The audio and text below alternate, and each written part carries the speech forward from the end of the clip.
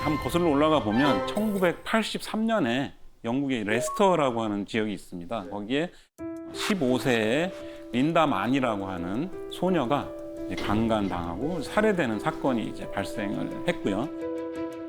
당시에 이제 피해자 몸에서 정액도 검출이 됐지만 이제 범인이 누군지는 알 수가 없었고, 그 레스터 대학에 그 유전학을 하시는 그 알렉 제프리라고 하는 교수님이 계신데, 이분이 당시에 이제 연구를 하면서 우리 DNA 상에 이 사람마다 조금씩 다른 부위가 있다고 하는 거를 그 알게 됐고, 이거를 이제 그 유명한 과학 잡지에 이제 투고를 하셨습니다. 그러다가 1986년에 같은 레스터 지역에 그 첫 번째 사건이 있었던 바로 인근에서 또 다른 15세 소녀가 강간당하고 또 살해되는 같은 수법으로 이제 피해를 당한 건데요.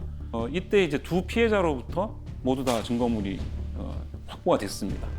그리고 나서 혈액형 분석도 했는데 A형이 나왔고, 또 당시에 이제 DNA는 분석 안 했지만 단백질 분석을 했었는데 같은 타입으로 검출이 됐어요. 근데 이제 영국 경찰에서 이런 걸 가지고 일단 용의자 한 명을 체포를 했습니다. 근데 누구냐 하면 그 마을에서 지금 어떤 딱히 뭐 직업도 없고 또 한때 또 성추행 사건으로 또 경찰서도 왔다 갔다 했던 그런 17세의 청년이 이 용의자로 체포가 됩니다. 근데 이 조사를 하면서 뭐 첫 번째 사건에 대해서는 자기가 했다고 또 자백을 하고, 두 번째는 안 했다고 하고, 그래서 이렇게 좀 진술이 또 앞뒤가 맞지 않는 뭐 이런 것도 좀 있고 해서, 또 이렇게 보면 첫 번째 사건은 86년에서부터 3년 전이니까 와, 14세 때. 14세, 너무 나이가 어려서 이 진짜 범인인지 아닌지 사실 좀 의문이 갔던 용의자가 있습니다. 그래서 이 사람의 그 시료하고 그다음에 그 두 피해자로부터 나온 정액하고 이거를 그 알렉 제프리 교수에게 이제 부탁을 하는 거죠. 분석을 해서 맞는지 봐달라고 했습니다. 근데 이제 그 알렉 제프리 교수가 이 분석을 해보니까 정말 놀랍게도 이 두 피해자로부터 나온 DNA는 어쨌든 같은 거고요. 한 사람의 범인이고, 또 이제 비교를 했는데 리차드 버클랜드랑은 다른 타입. 와, 뭐야. 이 DNA가 다르기 때문에 풀려나게 돼요. 그래서 경찰에서는 그러면 이 DNA가 확보가 됐으니까 이 맞는 사람을 찾으면 되잖아요. 그래서 그 마을에 있는 모든 남성에 대해서 DNA 분석을 하기로 하고, 영국의 이제 국가수 같은 FSS라고 하는 기관이 있는데 거기랑 이제 알렉 제프리 교수랑 같이 참여를 해서 무려 한 5,500명 정도의 남성을 다 이제 분석을 6개월 동안 이제 분석을 하는데, 근데 일치되는 남자를 찾지를 못했어요. 어머. 외지인인가? 그래서 이제 좀 그러던 찰나에 어떤 여인이 펍에 가서 맥주를 먹다가 옆에서 하는 얘기를 이렇게 엿듣게 됩니다. 근데 그 사람이 이안 켈리라는 사람인데, 자기가 이 다른 사람의 DNA를 자기 걸로 이제 제출했다. 예. 그 사람이 이제 콜린 피치포크라고 하는 친구인데, 이 친구가 자기 부탁을 해가지고 자기 걸 대신 냈다고 하는 얘기를 엿듣게 되고 어떻게 했겠습니까? 네, 신고를 했죠. 경찰에 신고를 하니까 경찰에서 다시 콜린 피치포크의 시료를 채취를 해서 분석을 했더니 이제 일치가 되는 거죠. 그래서 이게 바로 DNA 감식으로 이제 범인을 잡게 된 첫 번째 사건이 됐습니다. 그래서 이 DNA 감식을 만든 알렉 제프리 교수가 나중에 회고를 하기를, 만약에 이 DNA 감식이 없었다면 아마도 그 리처드 버클랜드는 그 유죄를 받았을 것이다라고 또 얘기를 했습니다. 근데 DNA 감식이 시작이 된 지 지금 불과 한 37년 정도밖에 이제 되지 않는 거죠. 네, 그런데 이제 보면 지금은 이제 언론이나 뭐 이런 데서 보시면 DNA 감식이 없이는 어떤 수사가 좀 어려울 정도로 이 짧은 역사에도 불구하고 굉장히 중요하게 됐습니다. 우리나라에서는 언제부터 DNA 감식을 하기 시작했을까요? 아무래도 80년대 영국이었으면 우리나라는 그때는 뭐 인터넷도 없고 아무것도 없으니까 한 30년 정도 뒤에 오지 않았을까요? 아닙니다. 미안합니다. 97년에 입사를 하셨다고 하셨으니까 한 94년, 5년 정도.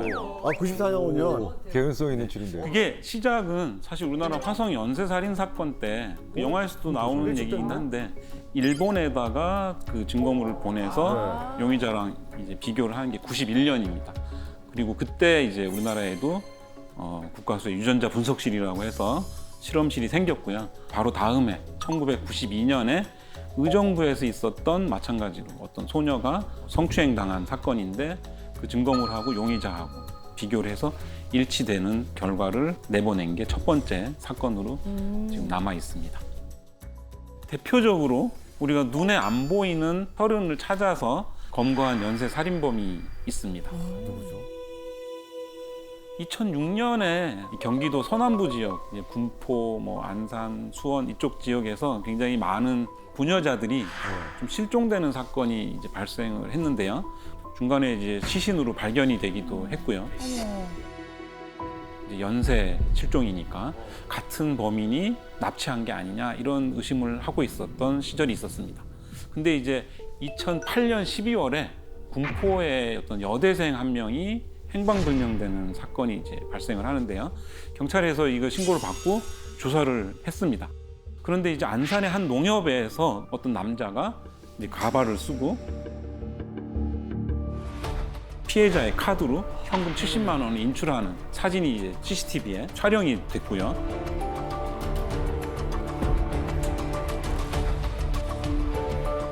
행방불명되는 그 시점을 중심으로 해서 범행 시간에 일단 통과된 차들을 CCTV를 이제 많이 분석을 했는데 그 중에 검은색 에쿠스가 이제 용의 차량으로 이게 떠오르게 되는데 차량 명의자는 보니까 여성이었어요. 60대 여성이었는데 그 사람한테 전화를 했더니 사실 운전은 아들이 하고 있다 이렇게 얘기를 합니다. 10명의 여성을 살해한 네, 강호순.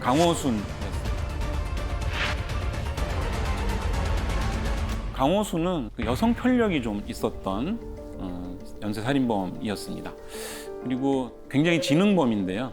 강호순이 검거되기 전에 2004년에 유영철 연쇄살인 사건이 있었고 또 정남규라고 연쇄살인범이 있었고요. TV나 이런 걸 보면서 앞에 연쇄살인범들이 잡히는 걸 다 봤죠. 그리고 뉴스에서 DNA 기술이 발전한 것도 다 보고 그래서 피해자들의 손가락을 일단 다 자른다든가 혹은 피해자들의 의류라든가 이런 소지품을 다 태우고 그다음에 이제 묻고 하는 지능범이었던 걸 볼 수가 있습니다. 경찰에서는 근데 이런 그 주도 면밀한 강호순의 이런 성격 때문에 사실은 강호순을 유력한 용의자로 보게 됐습니다. 왜냐하면 강호순이 이 DNA나 이런 것들을 잘 알고 있었기 때문에 본인의 차량 2대를 태워버립니다. 태워버리니까 더 이제 경찰에서는 의심을 하게 되고 근데 자백을 하지 않고 있었던 상태고요. 그래서 이제 경찰에서는 강호순이 용의자이기 때문에 혹시 옷이라든가 이런 범행 도구 같은 게 집에 있는지 그 옷에 혹시 피해자들의 실종자들의 피가 묻어 있는지 이런 것들을 이제 분석해달라고 국가수로 굉장히 많은 증거물들을 의뢰를 합니다. 의류 중에 이제 까만색 잠바가 하나 있었습니다. 그 트럭에서 이제 경찰이 수거한 바로 이 점퍼인데요. 그냥 보기에는 너무 깨끗하고 만약에 여기서 피가 보였으면 강호순도 버리거나 다 이렇게 했겠죠. 근데 이제 블루스타라고 하는 루미놀 시약을 가지고 이렇게 뿌려보니까 굉장히 아주 미량의 피를 찾을 수가 있었는데 이 피가 그 강호순이 검거됐던 그 여대생 납치 사건의 그 피라고 생각을 하고 이제 분석을 했습니다. 이게 굉장히 중요한 사건이니까 빨리 분석을 했어요. 하루 만에 다 분석을 해서 결과가 나왔는데 결과 나온 이 DNA가 그 여대생 게 아니고 또 다른 여성의 DNA가 이제 검출이 된 거예요. 그 당시에는 데이터베이스도 없었기 때문에 이제 누구의 DNA인지 알 수는 없었죠. 근데 이제 경기 서남부 지역에 그 부녀자들 계속 실종이 되면서 제가 이제 좀 더 눈으로 좀 쉽게 이제 보려고 포스트잇에다가 그 실종됐던 분들의 DNA를 이렇게 적어 놓은 게 있습니다. 그래서 책꽂이에다 붙여놨었는데 그 보니까 그거랑 이제 딱 맞는 분이 한 분이 있었던 거죠. 소름. 그래서 정말 이제 소름이 좀 쫙 끼치면서 바로 그날 저녁에 이제 담당 경찰서 경기 남부지방청에 전화를 해서 그 피가 한 달 전에 실종됐던 다른 여성의 DNA다. 그래서 다음 날 아침에 제가 듣기로는 이제 경기 서남부 지역에 실종됐던 실종자들 다 본인이 죽였다 이런 자백을 받았다는 얘기를 들었습니다. 그럼 그 혈흔 하나, 그 작은 혈흔 하나 때문에 수백 벌의 옷에 그 루미놀 시약을 다 이렇게 뿌려보신 거예요? 그렇죠. 굉장히 이제 중요한 사건이고 사실은 어디서 나올지 알 수가 없기 때문에 증거물이 많아서 좀 고생은 했지만 이제 하나씩 다 뿌려서 피를 찾게 됐고 그게 이제 다른 실종자께 되면서 연쇄살인의 전모가 드러나게 된 거죠. 또 하나는 치약이 단점이 이제 다 좋은데 좀 비싸다고 하는 거. 그래서 범죄 현장에서 막 이렇게 피를 찾는다고 뿌리게 되면 돈이 많이 들어가요. 그래서 요거를 좀 국산화하면 좋겠다고 해서 이제 국산화에 하게 된 계기가 됐던 사건도 바로 강호순 사건이 되겠습니다.